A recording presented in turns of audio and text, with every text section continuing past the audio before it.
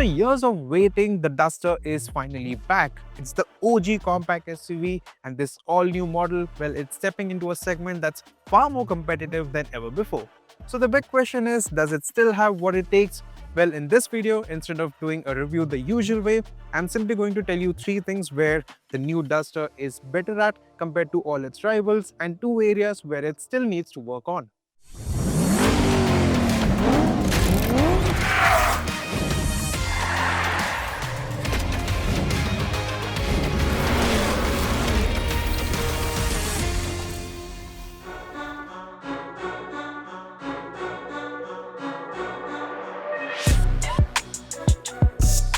Let's start with what's undoubtedly the new Duster's biggest strength, and that's the way it drives.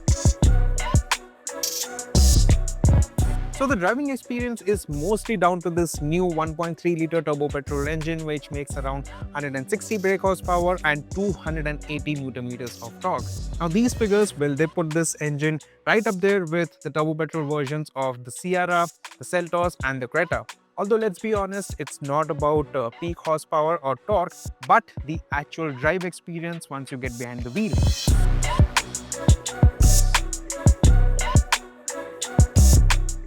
So there are a lot of expectations with this car when it comes to driving feel, and that's mostly because of the old Duster, which got that famous and very torquey K9K diesel engine.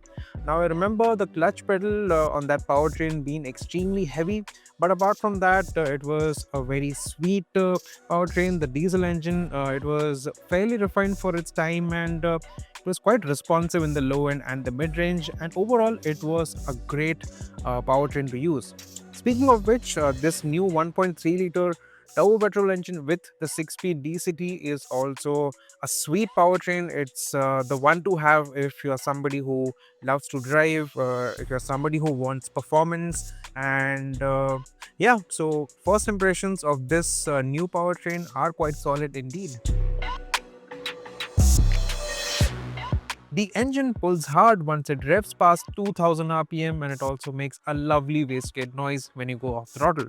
Overall performance is really strong, and for 90% of the time, you always have more than enough pulling power. What's even better though is handling and chassis control. This thing feels seriously light and agile, and the amount of feel you get through the steering is honestly surprising. Also, there is hardly any body roll even when you push this car. So as far as handling and body control go, the new Renault Duster is pretty much in a league of its own.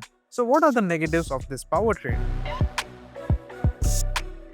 Now, if I'm to compare the driving experience of this car with, say, the Creta or the Seltos, then the Duster, well, it feels slightly more rudimentary, and it feels less filtered with the way this car's engine delivers its power. Okay, so there are no vibrations or anything with this engine. It feels fairly refined. It's actually one of the most refined engines that Renault India has made so far. But when you're doing low to medium speeds, there is that constant whine that you can hear, and you can hear it even more if you're not playing any sort of music, or if it's quiet outside. And I'll be honest, I'm not a fan of this 6-speed DCT gearbox either. Okay, so it goes through the gears fairly smoothly, and it's also seamless with the way it works. But when it comes to in-gear responses, or when it comes to responding to a throttle inputs, that's when it feels very lazy. It doesn't react as quickly as you would want to, and like the DCTs in other cars, say the Seltos or even the Creta, well, they feel a lot more responsive, and they feel eager to go through the gears, or like respond to your inputs. There is a noticeable pause between you mashing the throttle pedal and it finding the right gear to pull you ahead. Overall though, the Duster with this new 1.3 turbo engine and the 6-speed DCT, well, it's very fast, and like I said, if you're somebody who wants to own an SUV which is rewarding to drive, and if you enjoy driving in general, then maybe this is the one to pick.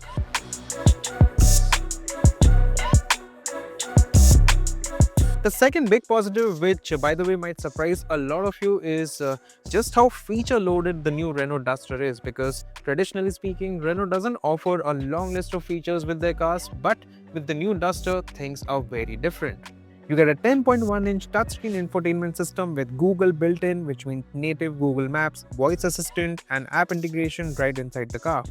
There's also 10.25-inch digital driver display, wireless smartphone connectivity, and even connected car tech. But that's not all. You also get ventilated front seats, electric seat adjustment, panoramic sunroof, dual zone climate control, and up to 17 ADAS features, including adaptive cruise control and lane keep assist.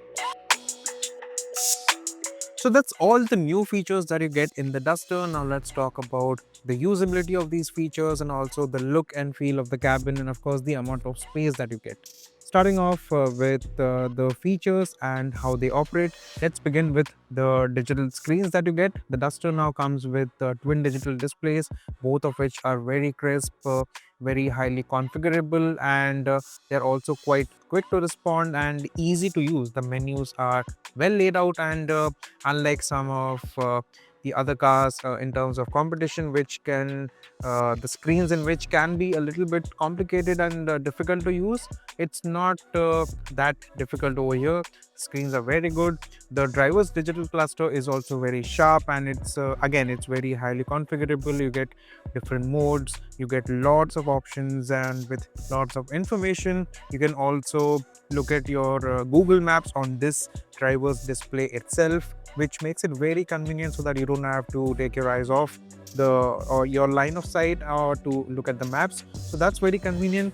And also you have dual climate control, so like you can have different temperature on the passenger side and a temperature of your preference on your side. And other features include, of course, you have powered seats for both the driver and the passenger, and these seats are also ventilated, so that will be of great help during the summers. And you get auto dimming IRVM, and of course you have a huge panoramic sunroof, which is being offered on any Renault model for the first time, not just the Duster. Fun fact, the Duster that you get in the Indian market, well, it's the only model, the only Duster which comes with a panoramic sunroof and also a powered tailgate. As for the space and look and feel of the cabin, now if I compare this to the old Duster, space was never really an issue in the old Duster. It had lots of space, be it the front compartment or the second row, but it was the look and feel which didn't feel on par with the competition. In fact, it felt very rudimentary and quite crude also, the way the plastics were laid on the old Duster, and the materials were finished. They were not of very high quality, and it didn't seem like it was worth the price that we were paying. But that's not the case with the new Duster. They have changed everything in here, and the variety of materials also you get is a lot more than the old car. Like if you see here, you get this carbon fiber finish here, you get lots of soft touch materials, and the plastics also used are of very high quality.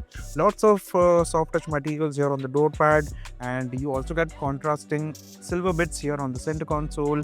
And overall, the feel of the buttons and the knobs that you see on this car, they are very tactile, and the plastic quality overall it's also very good. It's just at a couple of places it's not up to mark, like the silver finish, the grab handle which comes with this silver finish, it's a bit loose, and also the AC vents, they don't operate with the same level of high quality that you see in other cars. Finally, talking about space and comfort, the front is pretty much spot on. The front seat is very large, it's quite supportive, and you get both the reach and rake adjustment for the steering wheel. So you get a lot of adjustability when it comes to finding the right driving position. Visibility outside is also great at the front because you have strong grooves on the bonnet. You can see exactly where the bonnet ends, and even visibility from the side windows is very good. At the back, your seat is slightly lower than the front seats, but when it comes to space, there is no complaint really, because as you can see, I've set the front seat to my driving position and I'm 5'8", and with that I have more than enough leg room. Headroom is also quite decent. Now, shoulder room, it's not as generous as other cars in its segment. I do feel the Sierra has a lot more space in the second row compared to this car, and even the Creta has more shoulder room. But on its own, this is a very good place to be in.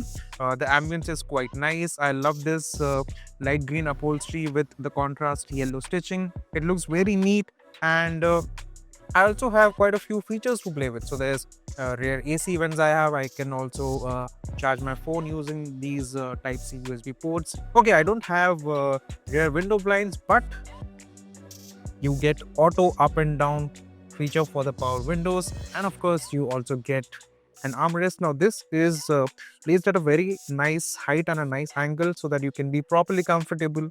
I can also stretch my legs underneath the front seat and be more comfortable.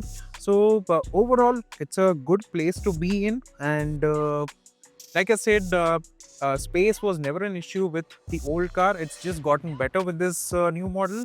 So that's a big thumbs up.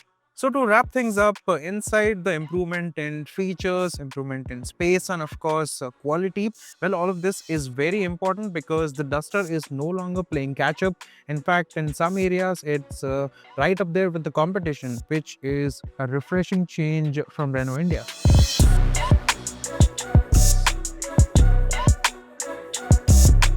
The third big strength of the Duster is the unhinged nature with which it takes on bad roads. Like the old car, it feels at home when you take it on a light trail or something. When you take it off the road, well, that's when it that's when it feels its best. What really stands out is how it absorbs bad roads. Whether it's potholes, broken patches, or uneven surfaces, the suspension feels properly solid. At low speeds, there is some firmness that you will feel over sharp potholes and expansion joints, but when it comes to flattening a bad patch of road, the Duster still has a clear edge over its rivals. Cars like the Creta or the Seltos, of course, they are more comfort oriented, they ride a bit more nicely, and they feel at home when you're driving in city traffic, but they don't feel as rugged or as raw as the Duster. The Duster, in fact, it feels like a proper SUV. It also feels like it can take a lot of abuse, and that's something that I cannot say for a lot of the cars in this segment.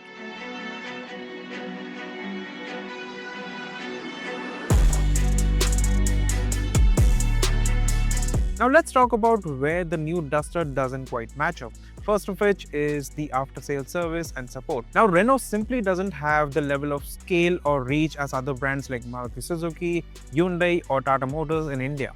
And that matters because ownership experience isn't just about the car, it's also about availability of space, it's about peace of mind and how easy you can get your car serviced. With other brands, you get a much more established ecosystem when it comes to service network, but with Renault, well, they are doing much better than the early days, but the level of service centers and the amount of service centers that they have, well, it's simply nowhere as close to the giants of the industry, and that is a serious concern if you're somebody from a tier 2 or a tier 3 city and you want to buy the new Duster.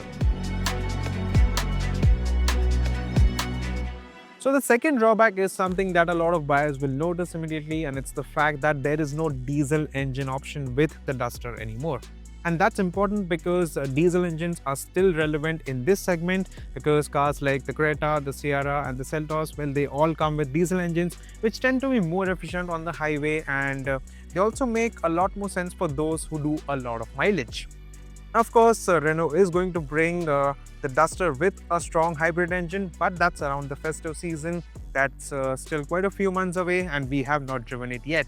And until that happens, the absence of a diesel engine, well, it does leave a big gap in the Renault Duster's engine lineup for now.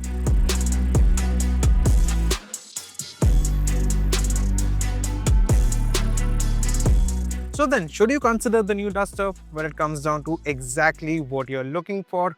But before I come to the verdict, let's talk about pricing because this is where things get really interesting. The new Duster is priced between 10.29 lakhs and 18.09 lakhs. Now compare that to its key rivals. The petrol range of the Creta sits between 10.79 lakhs and 19.64 lakhs, while the Tata Sierra is positioned even higher between 11.49 lakhs and 20.99 lakhs. And what this tells us is quite clear.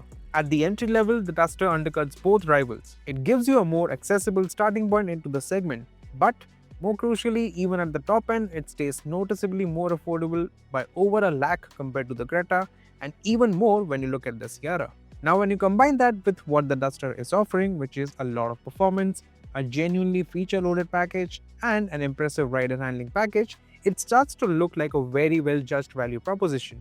However, the price advantage doesn't exist in isolation, because when you look at the overall ownership experience in this segment, things like resale value, service experience, and the availability of a diesel engine option, well, the competition, it still brings a lot of strong arguments to the table.